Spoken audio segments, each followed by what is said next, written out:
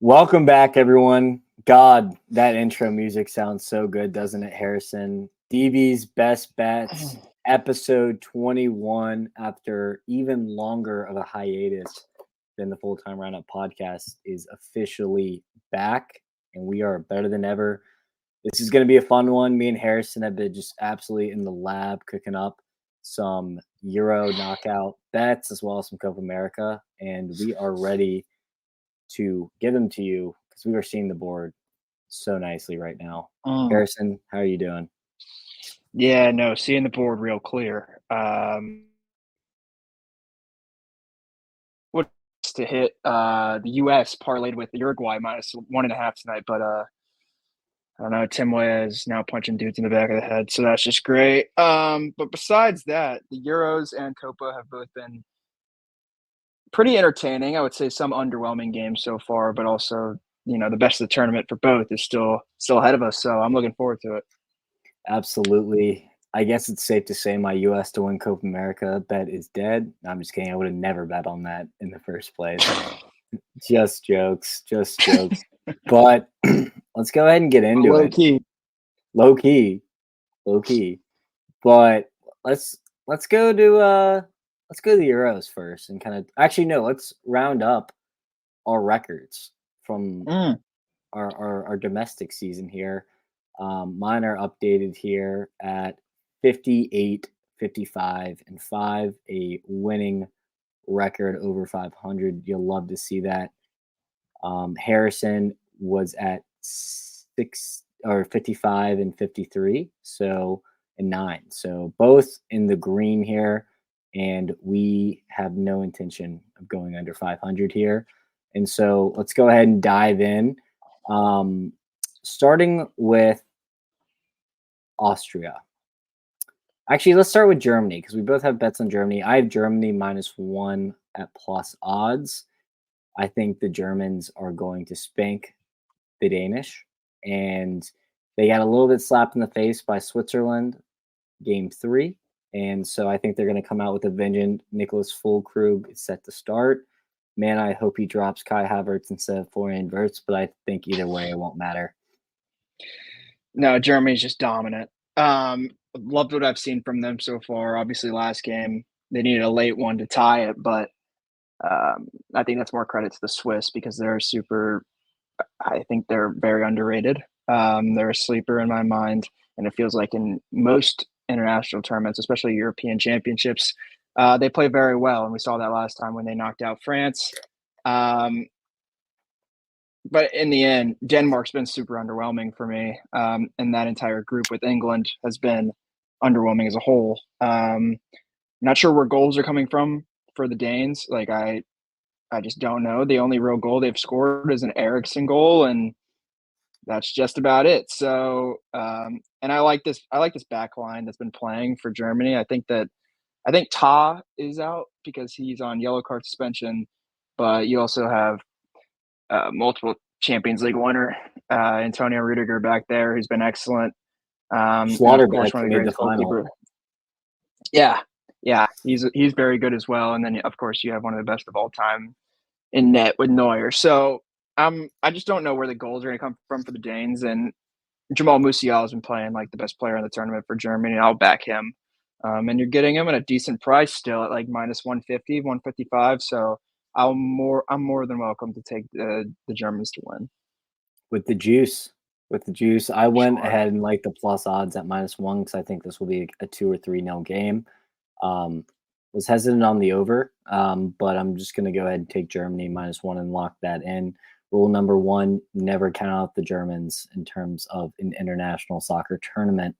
Now, to move on, we both have France money line as well. Actually, I wanted to hear your opinion real quick. Thoughts on Jamal Musiala prop, goal and assist potentially. I might do my research because I did not look at Jamal Musiala props. I put you on the spot. Just a little quick thought there. If there was someone to cook, I feel like plus 125. Anytime shot on goal -160. Would I lay that? I would not lay that juice, but I think if anything, I would play the goal or assist. Yeah, It's a plus money, and the way he's going right now, he's involved with everything, so I could very well see him getting his name somehow on a score sheet, whether it be a goal or an assist. no doubt. Now let's move on to France money line. They will be playing the Belgians. Um, if you listen to the last podcast on the Full Time Roundup podcast, we had nothing good to say about Belgium. We didn't have a lot of good things to say about France either, but I think France is going to turn it around um, when it comes to this game. So I feel very comfortable backing France at minus 110. Probably the biggest favorite in the tournament at almost even odds in a knockout stage. I'm going to have to take that every single time. I mean, they very well could be trapping the shit out of us right here, but you're getting the best team in the world, in my opinion, talent wise, at basically pick 'em odds. I just think that I have to jump on that, and they haven't even found their game yet. So, the best is probably still to come. This is a team that has gone deep into nearly every tournament they've played. You expect them to play well and find their game. I think once they figure out the midfield problem, because we did mention that they need some more attack, and whether that is implementing Griezmann into the midfield or doing whatever they can out of their wings that they choose to play, that Mbappe will wake up at some point. And so I'm more than welcome to put my money on France over a Belgium team that just have looked completely out of sorts. You know, what we harped on a lot last podcast was the inability of Doku and Lukaku to link up, and that's a huge problem. Do they start Alois Openda in a knockout game? I A doubt little it. too Like, late, I feel like, yeah, I at think this it's too point. late. I think that's probably something you would have tried out in the group stage, and now you're seriously rolling the dice if you're just going to start a new striker in the knockout stage. And you mentioned it last podcast, like the thought of those wingers.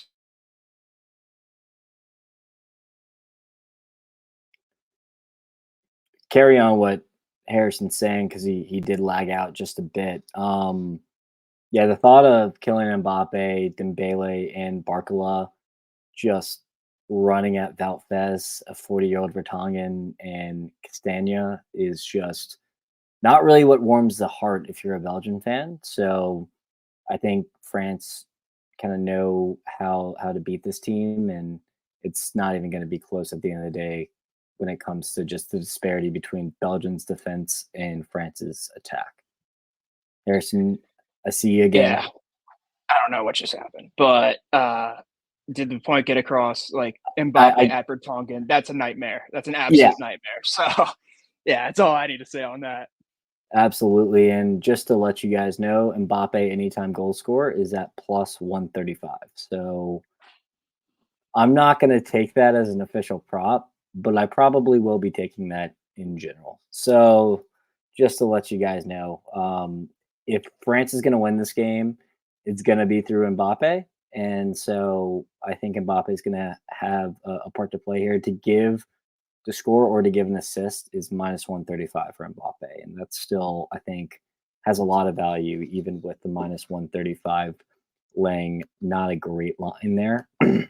But let's move on since we're on props here. You have Harry Kane, anytime goal scorer. I mean, they got to figure it out at some point. They have to. Um, and we're talking about, I think, in my mind, the best finisher in the world, the best goal scorer in the world. We can argue Holland and Kane, apples and oranges in my mind. Um, they need to give him the service. Um, but again, this is a guy who scored nearly every single game the Bundesliga season. We know his talent from the Premier League, and he's been excellent for England over the years. Like, they're playing a team in Slovenia. England is talent wise, I would say 20 times better than Slovenia, at least. Like, this should be an embarrassment, honestly, on paper.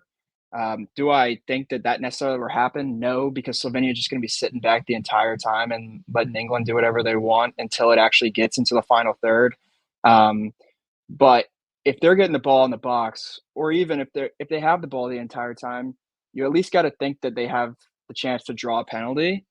Um, It and is the Harry Kane penalty takes taker. those, Yep. which is something that I've always thought about when I take goal scorers.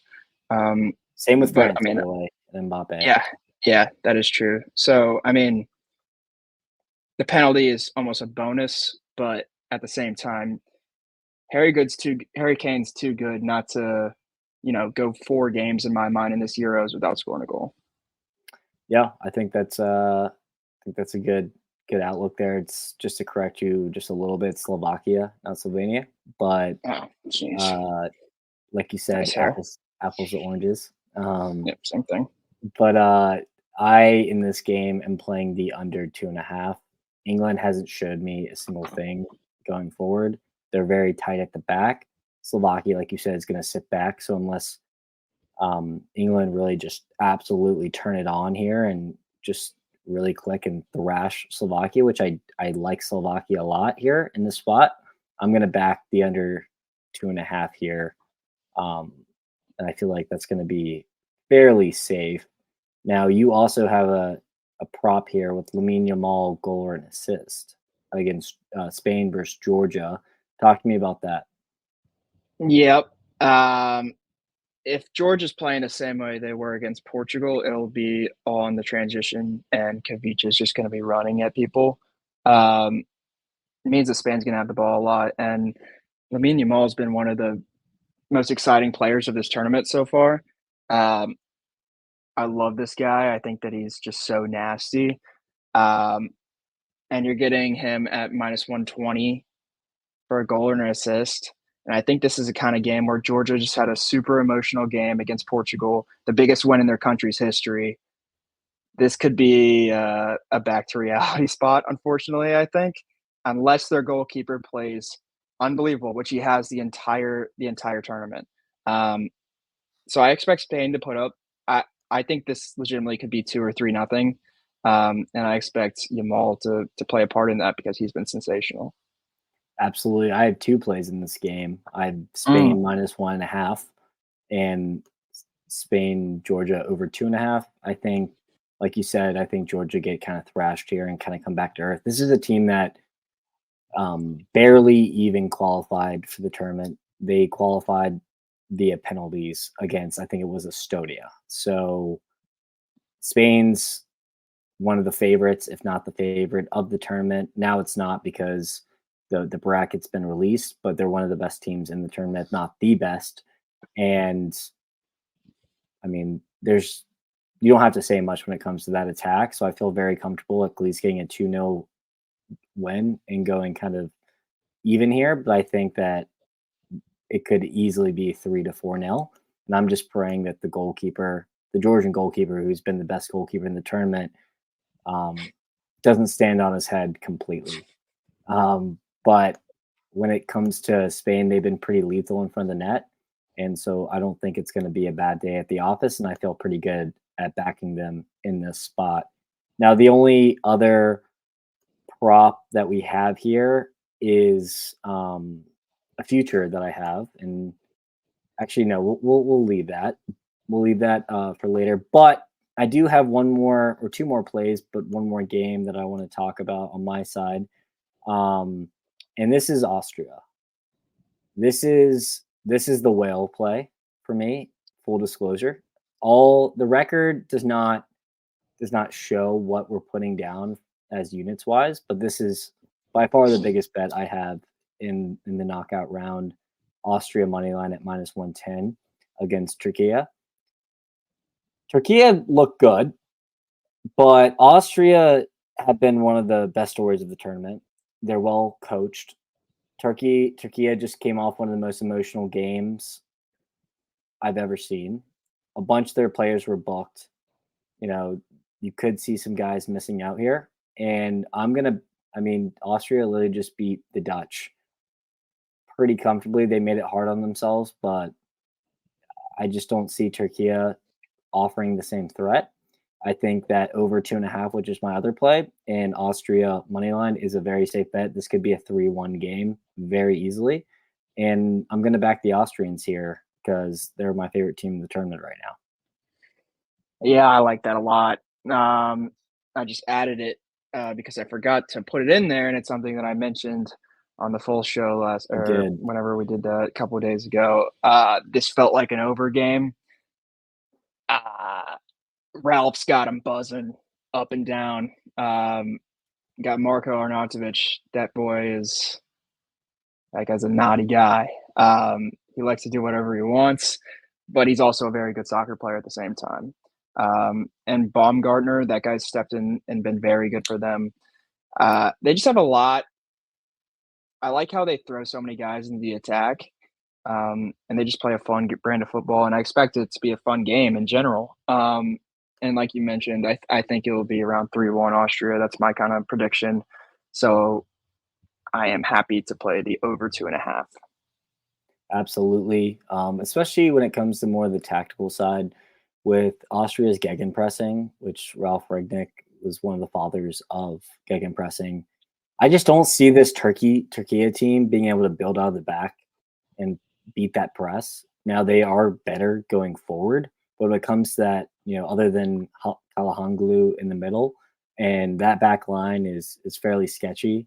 So I just see them losing the ball a lot in their own half, and then Austria kind of picking up the pieces in the final third. And they've had no issues putting the ball in the back of the net on this tournament, other than against France, which is one of the best teams in the tournament. So I'm very comfortable backing Austria money line here as well as the over. You locked in the over to ride with me. Respect that. And that is our Euro knockouts or KO stage picks right here. I do have one more. Feed me. I'm taking the Swiss to advance against Italy. I mentioned earlier already that I like the Swiss team. I think that people sleep on them.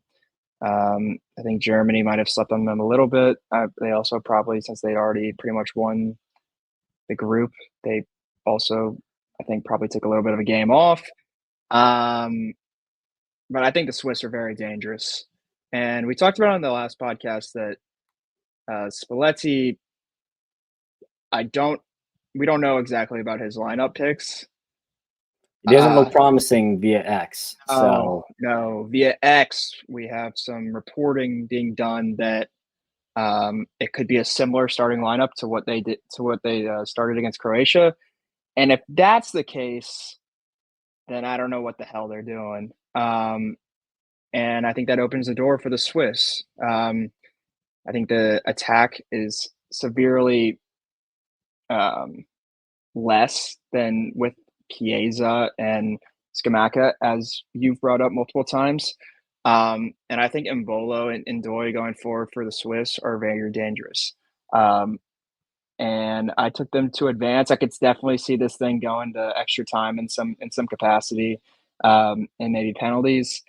So I'm going to take my chances if that does happen, which I do think it's going to happen. I think I got the Swiss at plus 110. I like it a lot, honestly. Like if that's the lineup that's being reported that Italy might play, I like the Swiss chances. no doubt. Just a couple key absences too for this team. Apparently, California will miss out due to yellow card accumulation. So their best defender will be out. Pellegrini will be in from Roma. And you could see Fagioli start over Jorginho and El Shaarawy on the wing as DeMarco is out. So Ageless. with Retegui and Raspadori up top, I feel really good about that pick. Once I see the lineups, I will probably be taking the Swiss myself. But Spalletti could be playing mind games here, so this will not be an official play for me, but I am leaning very hard on the Swiss to get it done here. Now, to go to Copa America, I do have a few things I wanted to talk about. You have two as well. Colombia kicks off here in 30 minutes, and you have their spread here against Costa Rica, 1.5. Talk us through that. Yeah, we just watched a game between earlier this week with Brazil and Costa Rica where one, Brazil look horrible. That's just a side point. They look horrific. Um, but too, Costa Rica defended extremely well and basically set up a blueprint for everybody else on how they should play Brazil. And that's basically just sit in your box and let them pass the ball and do whatever they want, and they still won't figure it out. Um, Part of me doesn't think that they can do it 2 games in a row, and part of me thinks that Colombia is literally watched every part of that game and can figure out a way to dissect that. I think that they win at least 2-0 tonight. I'm taking them -1.5. James Rodriguez in the middle has been playing unbelievable. He's turning back the clock. Again, no idea where this guy even plays right now, but So Paulo. the shit that he's doing is ridiculous. Luis Diaz on the wing. I mean, they started Vinicius up top, but he drifted over to the wing and he's getting double teamed every time. I don't think you can do that with Colombia because I think they just basically like Colombia has other dudes, and while Brazil definitely has other dudes like Rodrigo and stuff like that, Vinicius is always going to be the main guy they go through. And they made sure to double team him every time they got the ball, and Brazil still didn't do anything. I just feel like Colombia is a much more well balanced team than Costa Rica is. And obviously, if the U.S. somehow were to get through Uruguay and make it to the quarterfinals, I don't think they get through Colombia. Um, so I like this -1.5 spot. I'm just betting on the fact that Costa Rica cannot defend their ass off 2 games in a row. Something I don't expect to see. No, I mean I'm scared for you, but I'm kind of telling you in a way because we both have Colombia to win the group. Basically, they Uh-huh. need to take care of business tonight, um, and then they need to get a result against Brazil, which I like both. So you're getting Colombia at +125 to win the group, and they're already in the lead. Brazil hasn't shown us a single thing that looks good. I think they're actually going to struggle with Paraguay tonight. That's later today. So I love the spot. I love Colombia, and yeah, I almost took them to win the entire tournament. Um, and I could still maybe do that, but I'm gonna start small here, and I'm gonna go with Colombia to win the group, and I know you did as well. My last prop for the tournament is Darwin Nunez, Darwizzy, if you will, to be the top goal scorer. He already has 2 goals. I'm basically betting on Uruguay going far because if there's going to be chances for Uruguay going far, the ball is going to fall at his feet every single time. And it's up to Darwin to put the ball in the back of net. So it's plus 135, 150 plus odds here. And just with the chances that they're generating week in, week out, especially against the US too, who's going to be really going for it in this next game. If Bielsa starts a strong lineup, which I expect him to do, um, I just have a feeling that he could really haunt Chris Richards and especially Tim Ream, and things could get ugly for the U.S. and he'll be already leading the Golden Boot out of the group stages. So that's my bet. You know, I'm a little bit of a disillusioned Liverpool fan, so we'll have to see how this goes. But I feel pretty good about the spot we're in when it comes to Darwin Nunez, especially with Bielsa ball generating as many chances as they do high up the pitch. It's just up to him to put the ball in the back of net, and he has 2 goals in 2 games and 8 straight goals for Uruguay in 8 straight games. So I'm kind of liking the spot here a lot. The numbers agree. Yep. Yep. Guess it's just a matter of what kind of chances he's getting. If he's getting tough ones, they're probably going in the back of the net. If he's getting sitters with wide open nets, I think he's going to miss. So you better be hoping for some insane volleys, maybe like a bike here or there, maybe like a scorpion kick, maybe like I don't know, something else that's just completely stupid that goes in. But yeah, Uruguay has been playing extremely well. They're scary. What they did to Bolivia last night was kind of disrespectful. It was over quick. Uh, so I don't know. They're definitely a scary team, and like you mentioned, when the U.S. go for it against them, it should open up a lot of space in behind for Darwin. And it's just going to be a matter of if he's able to finish those chances. If he finishes, he's going to have chances. We know he's going to have chances. It just if he finishes those chances, it'll knock the U.S. out. But yeah, I don't know. I like it. If Uruguay do go far, there's a very high chance that he will, at the end of the day, um, lead the goal scoring race. Absolutely. And then it wouldn't be a betting podcast without some MLS plays from MLS Sure. MLS Dan.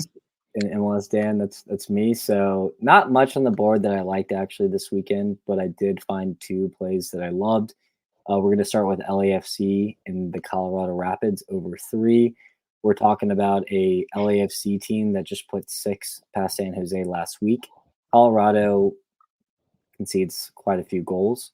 So I find the picking not a team, but the spot here with the over at 3 is a safe number. You could take 3.5 or plus odds. I took over 3 at -140 just to be safe.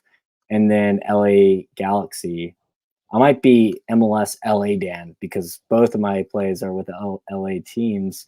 LA Galaxy pick them against San Jose. San Jose are the worst team in the entire league. They're terrible, even with Ricky Puig out. They just beat a really, really, really good RSL team. Peck's back, Painsel's back. Fagundes is playing in that Puig role. And I feel like they should win fairly comfortably. And at Pick'em at almost even odds, I feel very safe with that. No, yeah, MLS Dan. I mean, this guy never stops. Last weekend I was in Charlotte and I was enjoying my time with Dan, and he was feeding me picks, and they were cashing. We were taking Columbus and LAFC last week. That was free money, and also the over in the LAFC game. That was a very easy cash. 8 goals. That game wasn't out. That game was nutty. So. No, yeah. For those listening, please tell Dan's MLS picks because they're money like 90% of the time. Well, I hope you're telling with me, Harry. Thank you for hopping on another episode of DB's Best Bets. After maybe a week or so, once the knockout stages end, we'll have by the Euros each round. We might come out with more and more plays for the next round.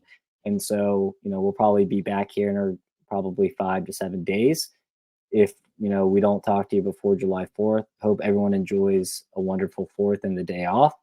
And hopefully next time we talk, we're talking about a U.S. great escape out of the group, but I don't think so.